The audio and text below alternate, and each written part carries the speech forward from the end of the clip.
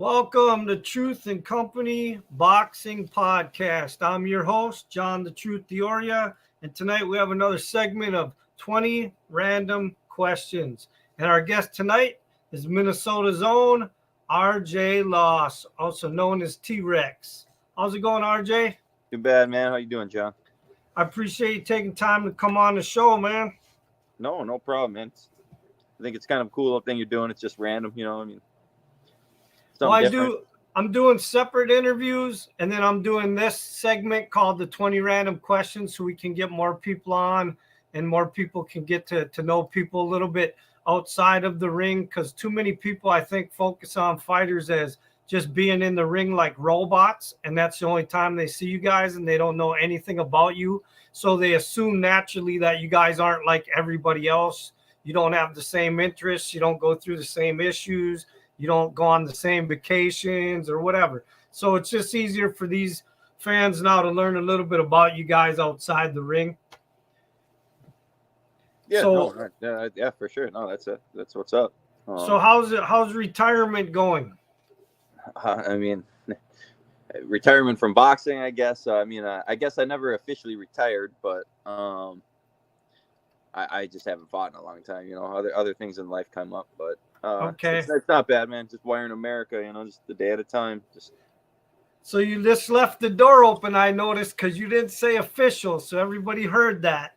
It's not official. No. This isn't nothing like that. It's just I don't know. Any fighters always have the itch to fight. It's not that I haven't wanted to fight. It's not that I haven't thought about fighting. It's not a sport that you just give. You just want to do it. It's something that you have to give 100%, 110% if you're gonna do it, and it's a get hurt sport. We're not just dribbling a pickup game at the YMCA with a bunch of old retired guys. This isn't that. So at the end of the day, I'm only 35 or 34. I'm turning 35 this summer, but that's not to say that I'll never lace up a pair of gloves and fight. I'm not ever ruling that out. I've never officially retired. That's just what I mean by that.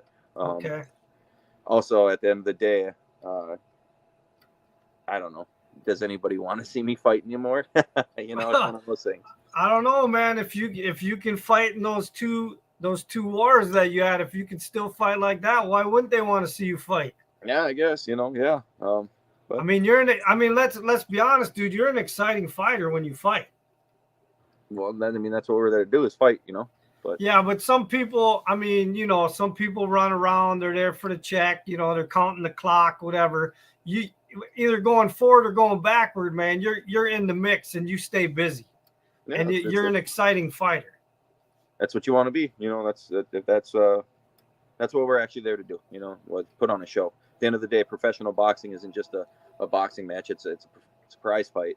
And the people that are paying that prize are the people that are in the stands. So you do it for them, obviously. It's a super cliche thing to say, but I've never heard anybody say that RJ Laase was a boring fighter. That's good. I don't think I ever was, but yeah, no, sure. Appreciate that. Well, listen, let's get to these 20 random questions. Are you ready? Yeah. All right. Number one, how did you get involved in the sport of boxing? I think I was in like 7th grade, and maybe even a little younger, 6th grade, 7th grade, one of them. I don't know. I seen a flyer up at school, and come join Horton's gym, new location, downtown, 2001 era. I was like, all right. So I wanted to go up and sign up there, and I seen it, and I was like, oh, my older brother, Brad, my oldest brother, he fought amateurs, some silver gloves and golden gloves when he was just like kind of younger, and I remember going down and watching him fight, and yeah, kind of just was like, hey man, let's give it a shot, and went down there. Had to beg my mom. I was really upset, she didn't know if she wanted me to do it, and I had to beg her, cry about it, whatever, and and ended up that's how I got to where I was at. Okay, well now not everybody knows that not only were you a boxer, you were actually a boxing promoter. So question number 2, how did you get involved in promoting boxing? And tell me kind of what the responsibilities of that are. at the end of the day, you know, I mean, management stuff changed, whatever, you know, yeah, that's another story. But yeah, the whole thing happened, and I was like, hey, man, there's only one way I'm going to be able to fight, or at least get fights that are winnable fights, or try to build myself up and market myself, and that was to promote myself, you know. And I was like, hey, grew up in the game of boxing. I seen how it was done. You know, I'm not dumb. You know, you know, there's ways to do things. So I mean, promoting it is a lot of work. The first show that I did was the best show, but it was a lot of work, man. And I mean, it does wear and tear you out. A lot of capital ahead of you know, above your head. A lot of promises, trying to get fighters to weigh in on time, get their medicals in, get their licensing done, just chasing them down, sending contracts, trying to get a contract signed back. Oh man, and then trying to fight too, or train for a fight at the same time was just, it takes a lot out of you. But my favorite show was my third show, the last show I ever promoted, and it's not that I'll never promote again or anything. It's just, it's one of those things. It was a part of that time in life that made sense, and right now it doesn't make sense. So Okay. Question 3: what boxers inspired you in your career?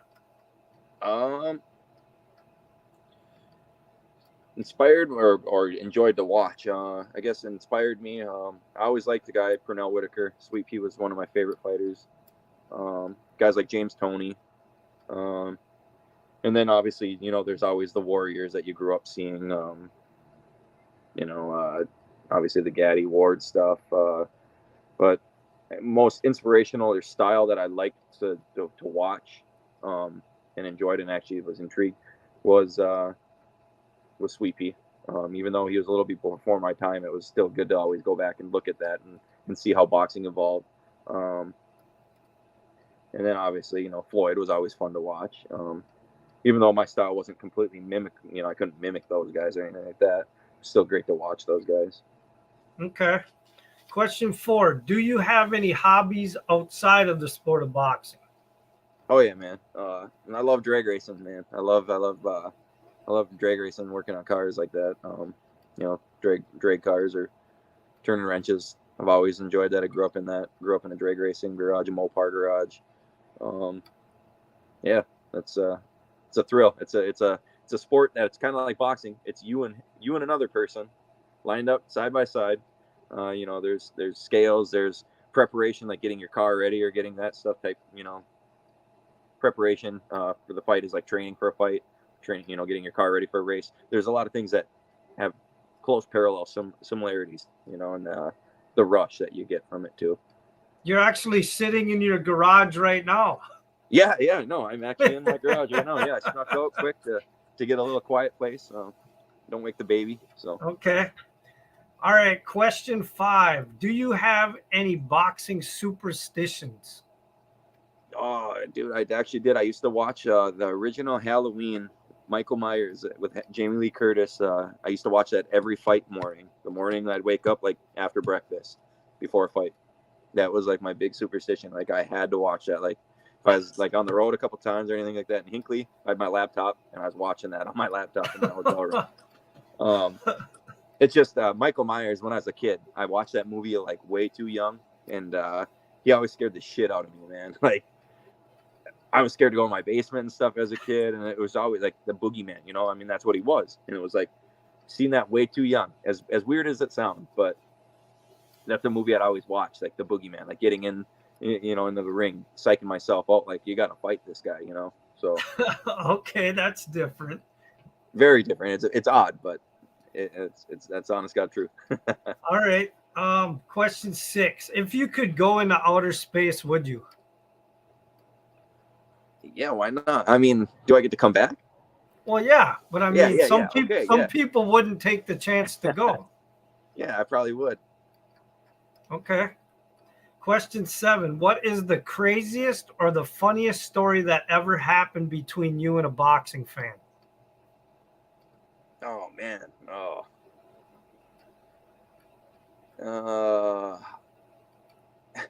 Craziest? Well, craziest or funniest, you know, just something different that happened between you and a boxing fan. I mean, I signed a lady's boob once, I guess. I don't know. Crazy. I mean, should I've partied with a lot of people, that fans or people that bought tickets, or anything like that. I had drinks with them, party. I crazy. I guess that'd probably be the craziest thing, to send some boob. Okay. So question 8, what is the weirdest thing you have ever eaten? Weirdest thing I've ever eaten? Shit. I don't know. Are you one of those guys that like to try to eat different crazy stuff, or are you pretty basic? I mean, I like what I like, but I mean, I've tried. Shit, I don't know. Tried like oysters and stuff like that, calamari, like weird seafoods and stuff. I've had like obviously sushi, which isn't super weird or anything, but I'm trying to think nothing like abstract, off, yeah, nothing like off the Fear Factor show, right? No, I've never had I've never done my Tyrone Bigum's fucking Fear Factor. Dave Chappelle, like, never been like, no, I want to eat that. No. I've never eaten like sheep nuts or cow cock or anything like that. No, I've never done nothing like that. I guess 8th grade science class, I ate a chocolate covered mealworm. There you go. There we go.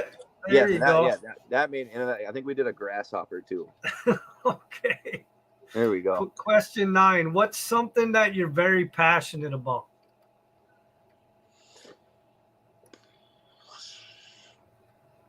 Oh man, I don't know. Life.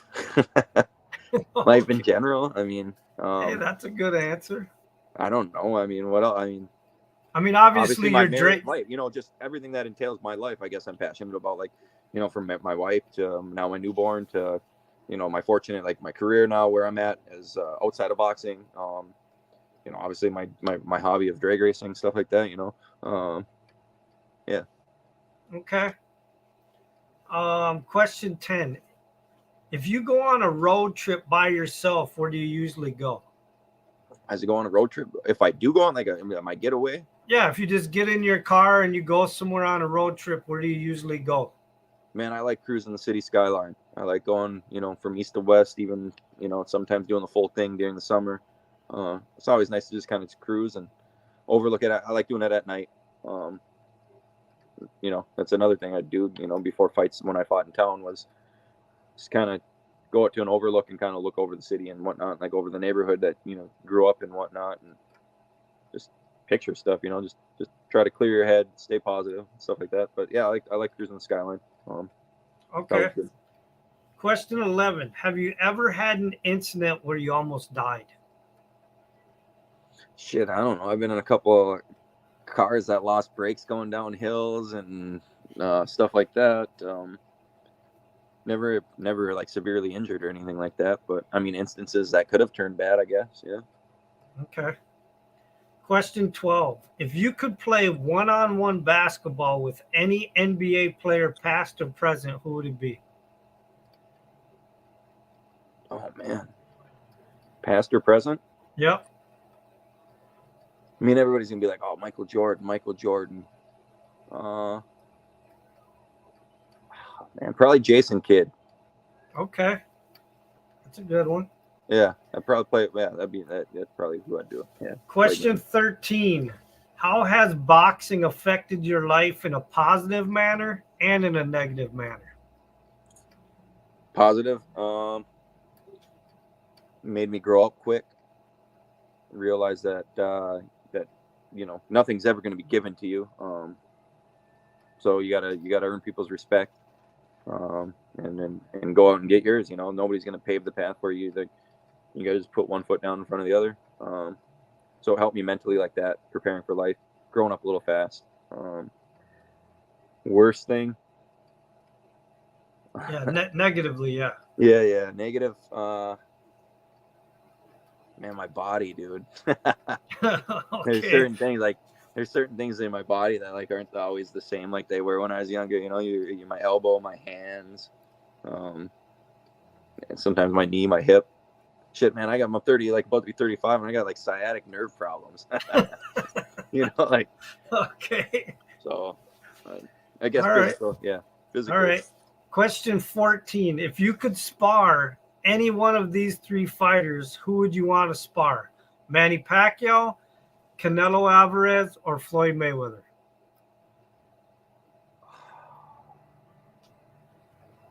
Man, I don't know.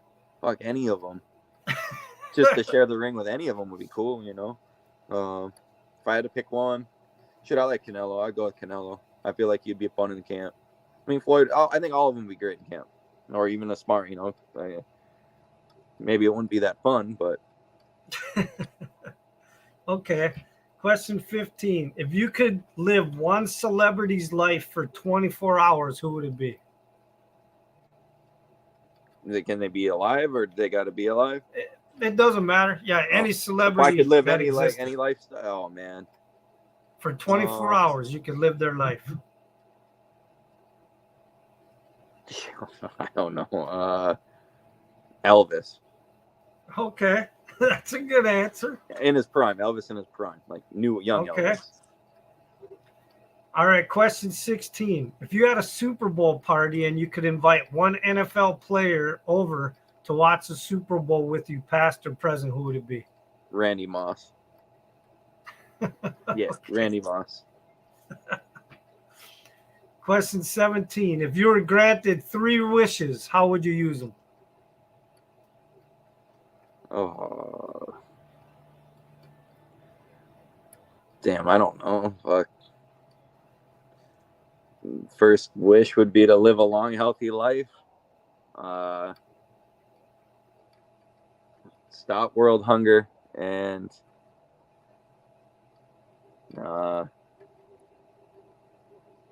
make gas cheaper. Oh, yeah, okay. I'm sure everybody appreciates that one.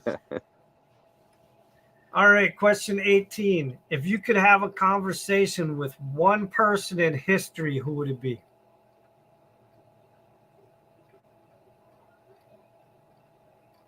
Jesus. That's a good one. Jesus. Somebody else said that too, so no, that makes sense. Question 19. What is the most dangerous thing you've ever done?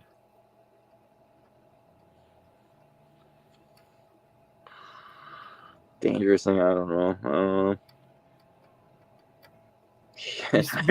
Besides racing drag cars. Yeah, I mean, besides drag racing, besides boxing, shit, I don't know, man. I mean, I'm not good at skiing. I looked horrible if one time I went skiing as a kid. That was probably the most dangerous thing I've ever done. Okay. All right, this is your last question, man. Question 20. If you could have a boxing match with any fighter in history, alive or dead, who would your ultimate fight be with? Weight class doesn't matter. Just to fight anybody, like just for your ultimate fight of any fighter in history or alive now, just to get in there and just to say I was in there with them. Yep. Wow. Oh man, there's so many. Yeah, man. I mean, I probably have to say. I mean, obviously, you don't. God, I don't know, man. Like, I've never been asked that question. I guess I've never been like, oh, who do we want to go in and get your butt kicked by, and just to say you did it. Fuck. I'd go with my favorite. I'd go with Sweet Pea. Yeah, you guys are close to the same weight class, so that would be. I'm not gonna pick a fighter that I would not match up, at least body size. But no, that would be interesting. You'd be standing across the ring from Pernell Whitaker. I mean, yeah, it'd be insane. All right, well, listen, RJ, I appreciate you taking time, man, coming on the podcast and being honest and open and having a good time with the 20 random questions, man. Yeah, Anything you want to say to your fans? Man, I mean, I guess I miss everybody that's ever supported me, and I wish there was more fights. I wish, obviously, always, hindsight's 20/20, and I wish I would have done some things different in my career to still maybe have a few other fights that I could have progressed my career a little different. But hey, at the end of the day, I don't regret anything I did. I don't regret any of my fights. I don't regret I left everything in the ring every time I fight. So yeah, no, I just thank everybody tuning in. Thank you for having me on here, and I think it's pretty cool what you're doing, man. Just keep it up. Thanks, man. I appreciate it. Hold on. And the truth has spoken.